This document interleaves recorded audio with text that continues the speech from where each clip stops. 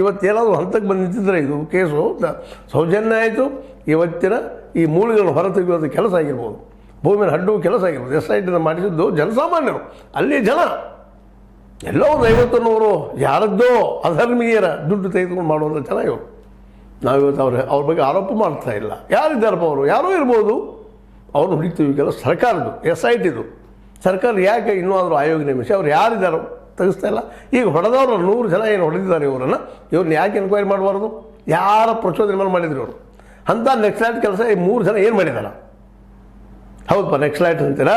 ಏನು ಮಾಡಿದಾರಪ್ಪ ನೆಕ್ಸ್ಲೈಟ್ ಕೆಲಸ? ಏನು ಮಾಡಿದರು? ಸತ್ಯ ಹೇಳೋ ಕೆಲಸ ಮಾಡಿದ್ದಾರೆ. ಸೌಜನ್ಯಾಳ ಅಂತ ಅನ್ಯಾಯ ಆಗಿದ್ದು ಸುಳ್ಳ? ಸೌಜನ್ಯಕ್ಕೆ ಅನ್ಯಾಯ ಆಗಿದ್ದು ಸುಳ್ಳ? ಮತ್ತೆ ನಾವು ಕೇಳೋ ಪ್ರಶ್ನೆಗೆ ಉತ್ತರ ನಿಮ್ಮಲ್ಲಿಲ್ಲ. ಮಹೇಶ್ ತೆಮರೊಡ್ಡಿ ಮೂಲತಃ ಹಿಂದುತ್ವವಾದಿ, ಅವರೇ ಪ್ರಶ್ನೆ ಮಾಡ್ತಾ ಇದ್ದಾರೆ ಇವತ್ತು.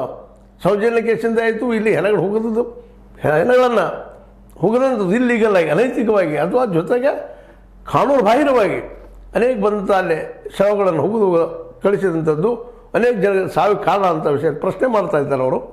ಅವರಿಗೆ ನಗರ ನಕ್ಸಲೈಟಾ? ಅಲ್ಲಿ ನಡೀತಿರೋದು ಅನ್ಯಾಯದ ವಿರುದ್ಧ ಮಾತಾಡುವವರು ಯೂಟ್ಯೂಬರ್ ಅಂತವ್ರು. ಯೂಟ್ಯೂಬರ್ ಅಲ್ಲರಿ ಅವರು, ಹೋರಾಟಗಾರರು, ಸತ್ಯ ಹೇಳೋ ಪ್ರಯತ್ನ ಮಾಡೋರು. ಸತ್ಯ ಹೇಳೋಕ್ಕೆ ಕೇವಲ ಕಾಂಟ್ರಾಕ್ಟ್ ತೊಗೊಂಡಿಲ್ಲ, ಕಾರ್ಪೊರೇಟ್ ಜಗತ್ತಿನ ಈ ಮೀಡಿಯಾ ಜನ, ಜರ್ನಲಿಸ್ಟ್ ಅದು ಸತ್ಯ ಹೇಳೋದಷ್ಟ ಅವ. ಯಾರು ಬೇಕಾದ್ರೆ ನೀವು ಹೇಳ್ಬೋದು, ನಾವು ಹೇಳ್ಬೋದು. ಆ ಕೆಲಸವನ್ನು ಇವತ್ತು ಯೂಟ್ಯೂಬರ್ಸ್ ಇವ್ರು ಕರಿತಾ ಇದ್ದಾರೆ. ಅವ್ರು ಹೇಳ್ತಾ ಇದ್ದಾರೆ, ನಾವು ಅದಕ್ಕೆ ಡಿಜಿಟಲ್ ಮೀಡಿಯಾ ಅಂತ ಕರಿತೀವಿ, ಬಡವರ ಮೀಡಿಯಾ ಅಂತ ಕರಿತೀವಿ. ಸಣ್ಣ ಸಣ್ಣ ಪತ್ರಿಕೆಯನ್ನು ಮಾಡಿಕೊಂಡು ಪಾಪ ಬದುಕೋದು ಕಷ್ಟದಾಗ ಈ ವಿಡಿಯೋಗಳನ್ನು ಮಾಡಿ ಬಿಡುತ್ತಿರುವಂಥ